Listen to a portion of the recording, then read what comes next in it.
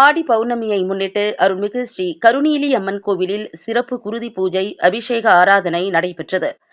திண்டுக்கல் மாவட்டம் வடமதுரை பேரூராட்சிக்குட்பட்ட வேலாயுதபாளையத்தில் அருள்மிகு ஸ்ரீ கருநீலி அம்மன் கோவில் அமைந்திருக்கிறது. இங்கு கருநீலி அம்மன், பகவதி அம்மன், விஷ்ணுவர்மா, விநாயகர், சிவன், 18ஆம் படி கருப்பண்ணசாமி உட்பட பரிவார தெய்வங்கள் குடிகொண்டிருக்கின்றன. இந்த கோவிலில் சிறப்பம்சமாக அமாவாசை, பௌர்ணமி தினங்களில் குருதி பூஜை நடைபெறும். இந்நிலையில் ஆடி பௌர்ணமியை முன்னிட்டு உச்சிகால பூஜை நடைபெற்றது. இங்கு எழுந்தருளியிருக்கும் பகவதி அம்மன், கருநீலி அம்மனுக்கு குங்குமம், மலர்கள் கலந்து குருதி பூஜை நடைபெற்றது. அதன் பின்னர் பக்தர்கள் மீது தெளிக்கப்பட்டது.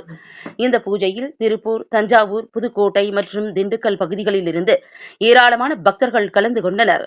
இந்த கோவிலில் வேண்டும் பிரார்த்தனை நிறைவேறுவதால் பக்தர்கள் சேலை மற்றும் வளையல்களை காணிக்கையாக தந்து நேர்த்திக்கடன் செலுத்துகின்றனர். திருக்கோவிலில் ஆண்கள் மேல் சட்டை இன்றியும் வாயை மூடியபடியும் வர வேண்டும் என்பது ஐதீகம். பெண்களுக்கு எந்தவிதமான சடங்குகளும் சம்பிரதாயங்களும் இல்லை. பெண்கள் தங்கள் நினைத்த நாட்களில் வந்து செல்லலாம்.